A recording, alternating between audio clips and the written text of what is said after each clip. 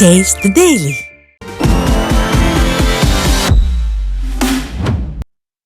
திருவண்ணாமலை மாவட்டம் ஆரணி அருகே கஞ்சா போதையில் முன்விரோதம் காரணமாக விவசாயியை கொலை செய்த வழக்கில் இருவர் சிக்கினர். பார்வதி அகரம் கிராமத்தைச் சேர்ந்த சுதாகரன் என்பவர் தலையில் கல்லால் தாக்கப்பட்ட நிலையில் இரத்த வெள்ளத்தில் சடலமாக கண்டெடுக்கப்பட்டார். இதுகுறித்தான புகாரின் பேரில் சஞ்சய் மற்றும் லோகேஷ் ஆகிய இருவர் பிடிபட்டனர். கமிஷன் பெற்றுக்கொண்டு கஞ்சாவை அனுமதிக்கும் முடியாத அரசின் ஏவல் துறையினரால் தமிழ்நாடு கொலைக்களமாக மாறியுள்ளதாக பொதுமக்கள் குற்றம் சாட்டியுள்ளனர். திருவாரூர் ஓடம்போகி ஆற்றில் கொட்டப்படும் குப்பைகளால் பாசன நீர் மாசடைந்து தொற்று நோய் ஏற்படும் அபாயம் உள்ளதாக பொதுமக்கள் குற்றம் சாட்டியுள்ளனர். திருவாரூர் மையப்பகுதியில் செல்லும் ஓடம்போகி ஆற்றில் அதிக அளவில் ஆகாய தாமரை படர்ந்து நீரோட்டத்தை தடுத்து வருகிறது. ஆகாய தாமரைகளை அகற்றி ஆறு தூர்வாரப்படாததால் வயல்களில் தேங்கிய நீர் ஆற்றுக்கு செல்ல முடியாத நிலை இருந்து வருகிறது. மேலும் திருவாரூரில் தினமும் சேரும் குப்பைகளை விடியாத நகராட்சி நிர்வாகம் ஆற்று ஓரமே கொட்டி வருகிறது. இதனால் ஆற்று நீர் தடைபடுவது அப்பகுதி மக்கள் கொசுக்கடி நோய் தொற்றுகளால் அவதிப்படும் நிலையில் குப்பை கொட்டும் இடத்தை மாற்றி ஆற்றை தூய்மைப்படுத்த வலியுறுத்தி வருகின்றனர்.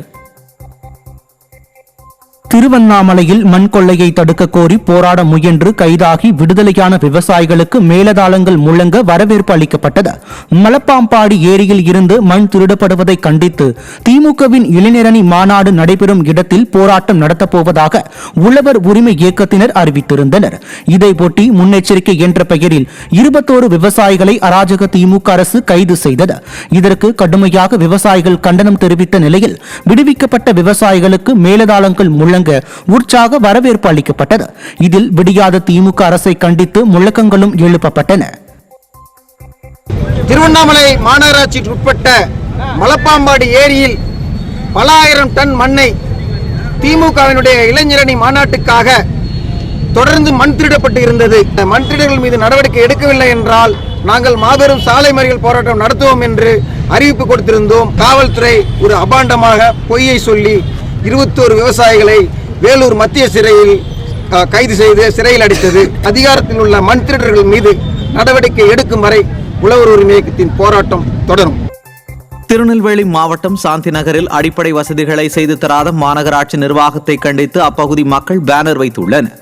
சாந்தி நகர் காவலர் குடியிருப்பு பகுதியில் பாதாள சாக்கடை பணிகள் ஆமை வேகத்தில் நடைபெறுவதாகவும் சாலைகள் சிதிலமடைந்து சேரும் சகதியுமாக உள்ளதால் வாகன ஓட்டிகள் கடும் அவதி அடைந்துள்ளதாகவும் பாதாள சாக்கடை குழாய் பதிக்கும் பணிகளில் பாறைகளை மிஷின் கொண்டு உடைக்கும் போது வீடுகள் குலுங்குவதாகவும் அப்பகுதி மக்கள் அச்சம் தெரிவித்தனர். மேலும் குழாயில் உடைப்பு ஏற்பட்டு குடிநீருடன் கழிவுநீர் கலந்துள்ளதால் சுகாதார சீர்கேடு ஏற்பட்டுள்ளதாகவும் தெரிவித்த மக்கள் விடியாத திமுக அரசு கிடப்பில் உள்ள அனைத்து பணிகளையும் விரைந்து முடிக்க கோரிக்கை விடுத்துள்ளனர். இன்னைக்கு சிஎம் வந்திருக்காங்க. சிஎம் வந்திருக்கனால எல்லா பணிகளும் ரொம்ப துரிதமா வேலை நடக்கு. ரோடு வேலை அது எல்லாமே நடக்கு. ஆனா இங்க டேமேஜ் ஆன மக்கள் குடியிருப்பு பகுதியில அது சரியா சீர் செய்யணும்னு மாநகராட்சி செய்யறது கிடையாது. மாநகராட்சியில அந்த படிகள்லாம் உடைஞ்சு டேமேஜ் ஆகி விழுந்துட்டு இருக்கு. அதான் நாங்க கோரிக்கை பல மனுக்கள் கொடுத்துட்டோம். இப்போ எல்லா பக்கம் பேனர்லாம் வச்சிருந்தாலுமே அதையும் சரி பண்ணல. காம்பவுண்ட் சோறு போட்டு தரேன்னு சொன்னாங்க. அந்த பாலரங்காடியை சுத்தி காம்பவுண்ட் சோறு செஞ்சு தரல. தேனி மாவட்டம் சின்னமனூர் அருகே கிறிஸ்துவ பாதிரியாரை மாற்ற கோரி பொதுமக்கள் ஆலயத்தை பூட்டி ஆர்ப்பாட்டத்தில் ஈடுபட்டனர். பொன்னகர் பகுதியில் அன்னை வேளாங்கண்ணி ஆலயத்தில் பாதிரியராக உள்ள ஏடி பிரான்சிஸ் தர்மானந்த் ஆலய வேலைப்பாடுகளில் தான் மட்டுமே தன்னிச்சையாக செயல்படுவேன் என்று கூறி பட்டியல் இன சமுதாய மக்களை மரியாதை குறைவாக பேசி வருவதாக குற்றச்சாட்டு எழுந்துள்ளது. இந்நிலையில் பாதிரியாரை மாற்ற கோரி வேளாங்கண்ணி ஆலயத்திற்கு பூட்டு போட்டு கிறிஸ்தவர்கள் ஆர்ப்பாட்டத்தில் ஈடுபட்டனர்.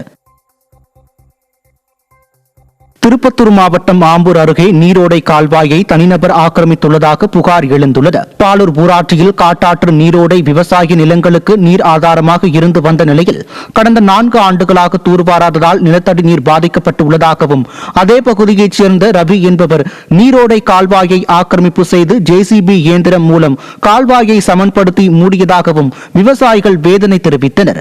இதுகுறித்து விடியாத திமுக அரசின் வருவாய்த்துறை அதிகாரிகளிடம் பலமுறை புகார் அளித்தும் நடவடிக்கை எடுக்கவில்லை என அப்பகுதி மக்கள் குற்றம் சாட்டினர்.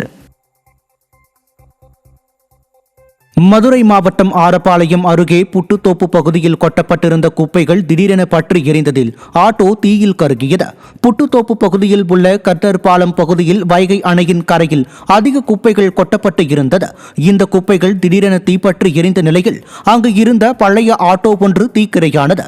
விடியாத திமுக ஆட்சியில் சாலைகளில் கொட்டப்படும் குப்பைகளை முறையாக அகற்றாததால் இதுபோன்ற அசம்பாவிதங்கள் அடிக்கடி அரங்கேறுவதாக மக்கள் குற்றம் சாட்டியுள்ளனர். விழுப்புரம் சங்கராபரணி ஆற்று பாலத்தின் தடுப்பு சுவரில் மோதி தனியார் சொகுசு பேருந்து விபத்துக்குள்ளான சிசிடிவி காட்சிகள் வெளியாகியுள்ளது. சென்னையில் இருந்து மதுரை நோக்கி சென்ற தனியார் சொகுசு பேருந்து விக்கிரவாண்டி அருகே உள்ள சங்கராபரணி ஆற்று பாலத்தின் தடுப்பு சுவரில் அதிவேகமாக மோதிய விபத்தில் பேருந்து ஓட்டுநர் உட்பட 3 பேர் காயமடைந்தனர். விடியாத திமுக ஆட்சியில் நெடுஞ்சாலைத்துறை அதிகாரிகள் விபத்து ஏற்படும் பகுதிகளில் அறிவிப்பு பலகையோ வேகத்தடை அமைக்காததால் தொடர் விபத்துக்கள் ஏற்படுவதாக குற்றம் சாட்டப்படுகிறது.